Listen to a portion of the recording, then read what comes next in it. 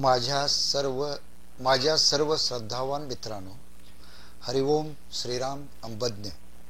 मी Lagman Singh Kodoli, retired high school teacher, Gadhinglaj उपासना केंद्र। गेली 2-3 वर्षे अतिशय कठीण काळ होता। कोरोना काळ आपल्या देशात सर्वत्र हाहाकार माजलेला होता।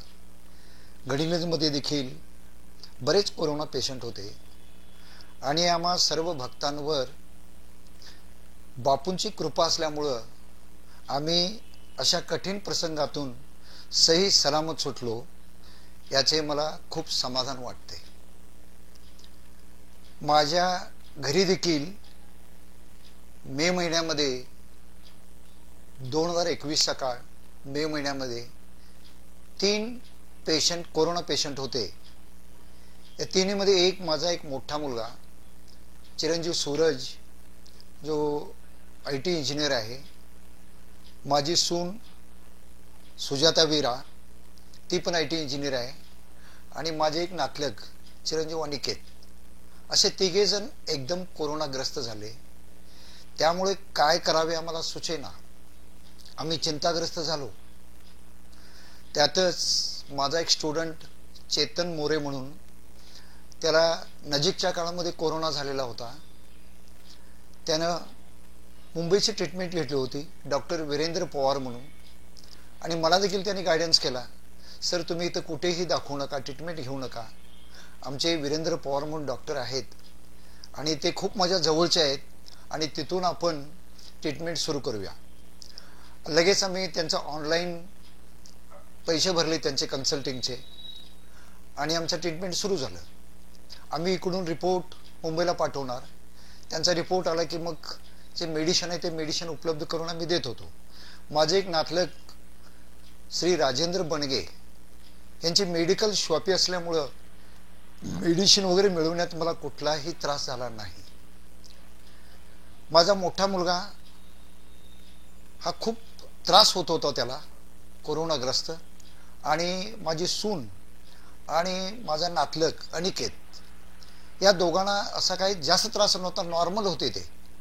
माझी मिसेस सुनीता वीरा ही गेली 15 वर्षे बापू भक्त आहे, आणि माझ्या नोकरीनिमित्त गडिंग्लज तालुक्यामध्ये नांगनूर या ठिकाणी मी राहत होतो, आणि त्या ठिकाणी बरेच दिवस आमच्या घरी उपासना केंद्र होतं, आणि त्यामुळे तिला घरी सगळं पूर्णपणे भक्तिमय वातावरण।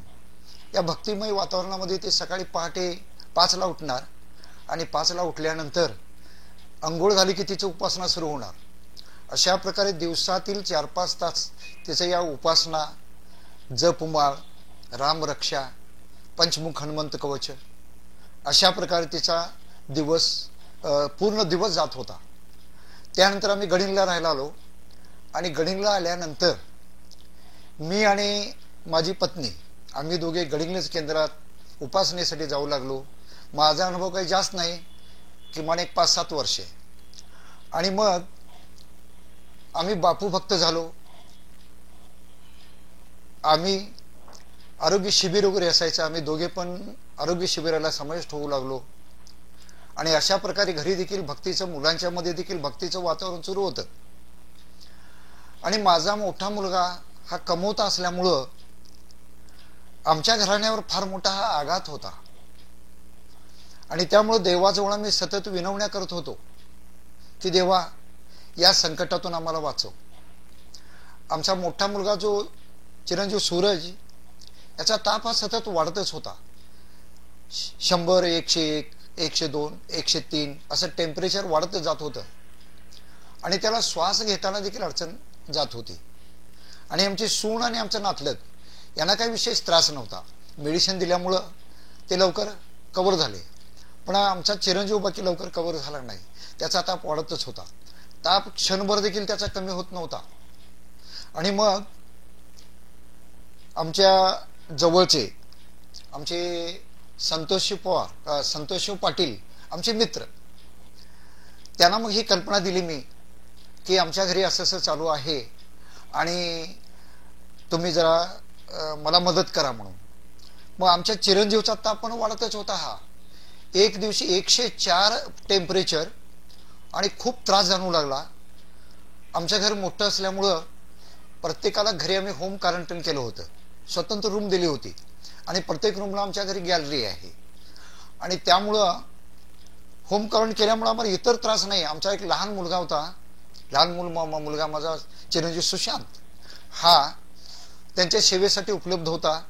हँडग्लोव्ज वापरायचा, सॅनिटरीचा वापर करायचा आणि अशा प्रकारे बिना दिक्कत त्याची सेवा चालू होती. आणि एके दिवशी आमच्या सूर्याचा ताप वाढला, इतका ताप वाढला की त्याला बोलता येईना. तो रडायला लागला. रडत रडत जिन्यावर आला आणि जिन्यावर येऊन तो स्वतः सांगू लागला की मी आता याच्यातून जगणं कठीण आहे, माझा ताप वाढत चाललेला आहे, मला बोलता येत नाही, श्वास घेताना अडथळा होत आहे. आणि अशा प्रकारे त्याची आर्त किंकाळी ऐकून आम्हाला खूप त्रास झाला. आमच्या पायाखालची जमीन हदरू लागली, डोके गरगरू लागले, काय करावं सुचेना. नवरा बायको दोघे आम्ही ओक्साबोक्षी रडू लागलो. देवाच्या धावा केल्या, देवाला हात जोडलो की बाबा याच्यातून देवा आम्हाला सुटका कर. आणि अशा प्रकारे विनंती करू लागलो. नंतर आम्ही दोघे एकमेकांना सावरलो. दुपारचे 2 वाजले होते. आमचा हा जो स्टुडंट होता चेतन मोरे, त्याला फोनवरून कल्पना दिली आणि मग त्यानं विरेंद्रसिंह पवारला फोन केले आणि त्यांनी सांगितलं की त्यांचे जे पेरेंट्स आहेत त्यांना जरा धीर द्या, पेशंटला धीर द्या. म्हटल्यावर लगेच त्यांनी फोन केला आणि फोन केल्यानंतर लगेच त्यांनी मला धीर दिला की पेशंटला जगवायची जबाबदारी माझी आहे, माझ्याकडे ट्रीटमेंट चालू आहे आणि तुम्ही अजिबात घाबरू नका आणि धीर धरा, मी मेडिसिन चेंज करणार आहे. आम्हा नवरा बायको दोघांना भास झाला, हा डॉक्टर नव्हे, जणू काही आमचा बापूच आम्हाला धीर देत आहे. आणि अशा प्रकारे आमचे समजूत झाल्यामुळं थोडासा आम्हाला धीर आला. आम्ही थोडं धाडसी झालो. आणि त्या काळी बँका बंद होत्या, ATM बंद होते आणि अशा काळी पैशाची अडचण. परंतु आमच्या घराजवळ आमचे एक मित्र दयानंद म्हणून होते, त्यांची मिसेस अर्चनावीरा रिंगणे, या दोघांनी आम्हाला धीर दिला की काका किती पैशाची अडचण, 10 लाख 12 लाख 25 लाख, आम्ही तुम्हाला पैशाची अडचण दूर करू, तुम्ही अजिबात घाबरू नका, तुमच्या पाठीशी आहे, तसा धीर दिला.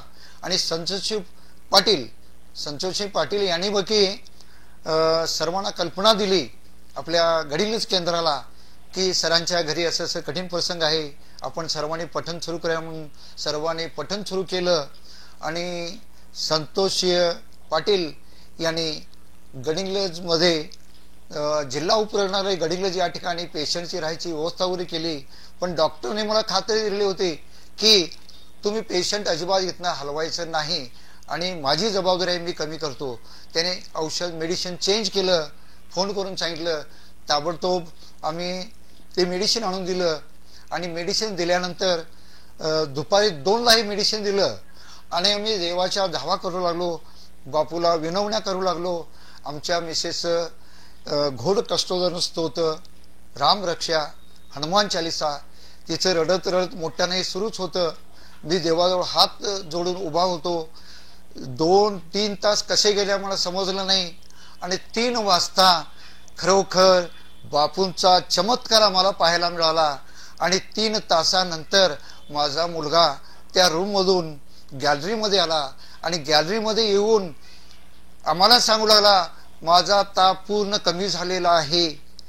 एकही दिवस ताप कमी न झालेला, क्षणात ताप सगळा कमी झाला आणि मला श्वासोच्छ्वास व्यवस्थित करता येतं आणि मी आता जगलो. या देवाच्या मी विनंती केली, देवाला विनवणी केली आणि देवानं मला याच्यातून वाचवलं असं तो आनंदाने सांगू लागला. आमच्या आनंदाला देखील पायावर राहिला नाही, कारण आमच्या जगण्याचा आधारस्तंभच तुटणार होता. बापूने आम्हाला त्यातून वाचवलं. आणि बापूंचा एक मंत्र, मी तुला कधीच टाकणार नाही, याची 108% आम्हाला खात्री पटली. आणि अशा प्रकारे बापूंच्या कृपाछत्रामुळं आमचं कुटुंब सावरलं, त्यातून आमच्या दुःखाचं निवारण झालं.